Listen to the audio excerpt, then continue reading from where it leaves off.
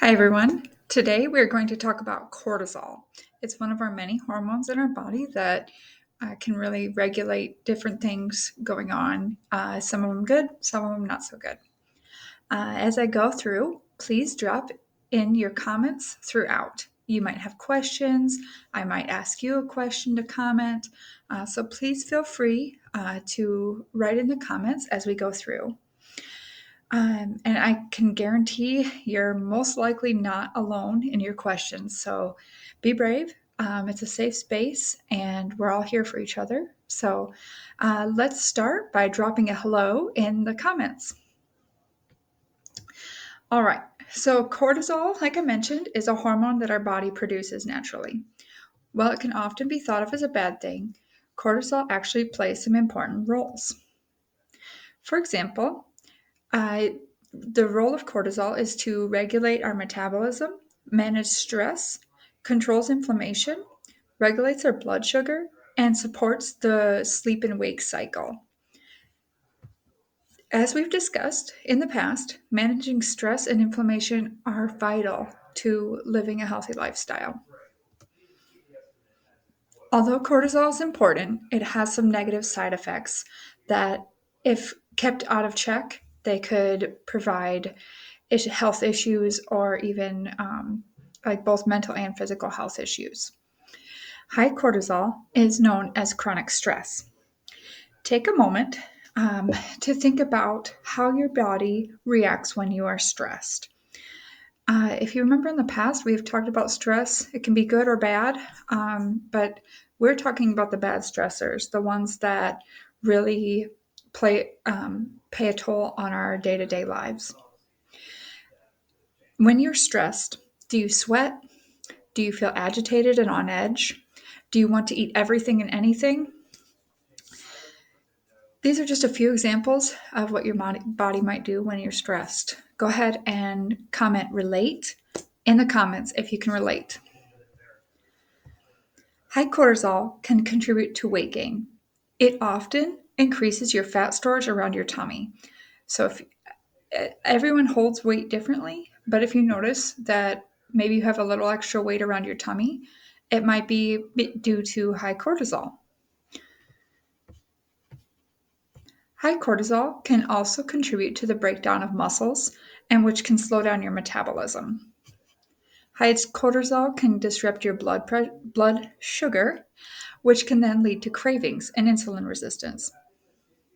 This is all also relates to diabetes. So if your body cannot produce insulin on its own, it could lead to type 2 diabetes. High cortisol can also contribute to increased inflammation and hormone imbalances. The hormones that help regulate our weight are especially affected. These are our thyroid muscles, our sex hormones, our growth hormones, leptin and ghrelin, which are our hunger hormones. All of these are affected by our cortisol. And high cortisol can also affect your sleep. Think about when you're stressed. Do you have extra trouble sleeping because maybe you can't get these things that are stressing you out, you can't get them off your mind? Okay. But how do you know if you actually have high cortisol? It's a little tricky. So when I asked you to think about how your body reacts to stress, did any of those symptoms sound familiar? Looking at the list here of possible symptoms, I want you to think about if any of them apply to you. Some of the symptoms we've discussed are weight gain, feeling fatigued and irritable. You may experience focus. You may experience difficulty focusing or having trouble sleeping. And some women might even experience excessive facial hair too. Ooh, having a hard time talking today.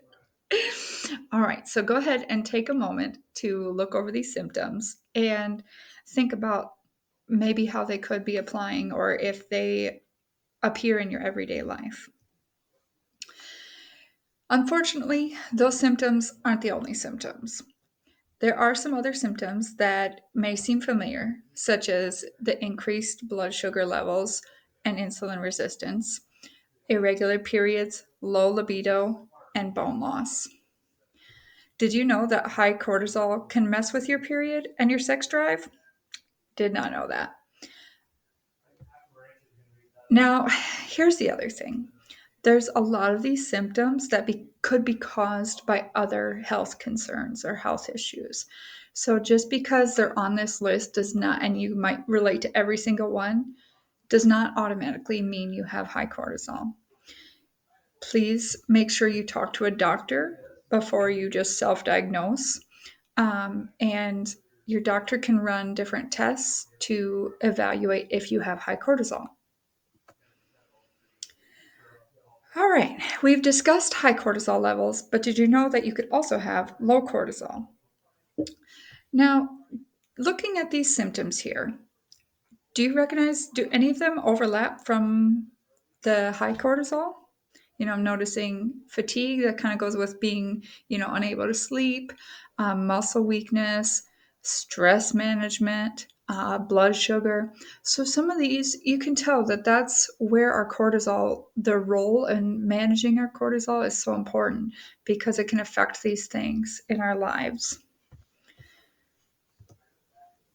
And some symptoms of having low cortisol. Here are some, but there are some that I want to point out, and especially like unexplained weight loss. If you've suddenly lost a lot of weight and you don't really know why, it could be that you're having issues regulating your cortisol. And same with, if you're getting dizzy or fainting, um, muscle weakness, even though you're active, think about like how your lifestyle is, and if that could be a reason for these symptoms. All these symptoms, of course, could be serious, but again, there are a lot of overlaps here that could be another health concern. So just because you might experience some of these things, still take it to a doctor, pay attention to your symptoms and make sure to talk to a doctor before you just assume that you have high or low cortisol. Okay, so how do we regulate our cortisol? How do we make it so it's not too high or too low? I want you to take a moment before I go to our next part of the video and think about what we've talked about: excess weight gain, the managing stress, and different symptoms that we have. Let's see. And how we talked about it affects your inflammation, your blood sugar, your hormones, your sleep. What are some ways that we already know that we can control or manage these? Go ahead and leave me a comment if you can think. Maybe you want to write it in a notebook or on your phone. Take a moment to think of those things. And if you need more time, you can go ahead and pause. All right. I hope you've taken a moment to add your comments or at least think of solutions on your own. Let's go through some of these together. First, managing stress is a major way to manage cortisol levels.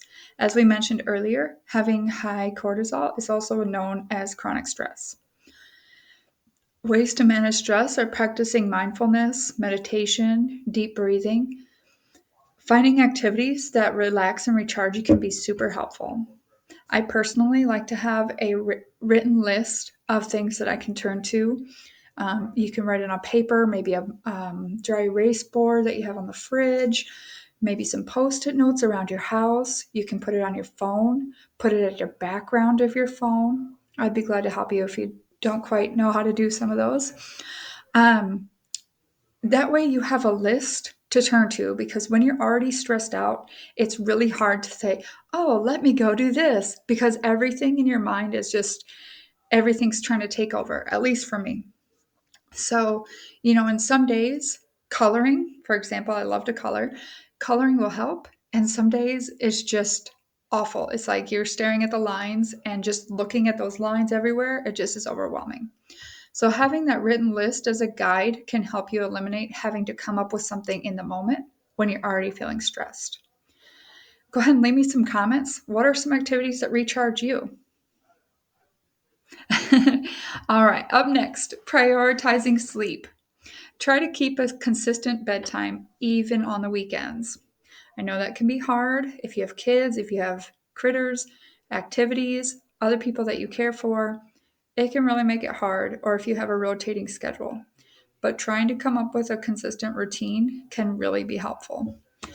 It will probably take some trial and error, but the benefits can be really amazing for your overall health. Even if you don't have high or low cortisol, they can really be beneficial to do that. Um, One way to do that too, you can start backwards. So, what time you need to wake up, figure that out. Figure out what time you're going to wake up each day, and then kind of work backwards. Let's say you know that your body feels really good after 7 hours of sleep.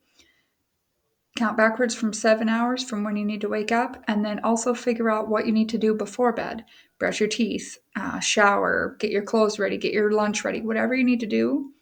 Kind of work that into your routine. Give yourself however long that takes, and then once that routine time is here, now go for it.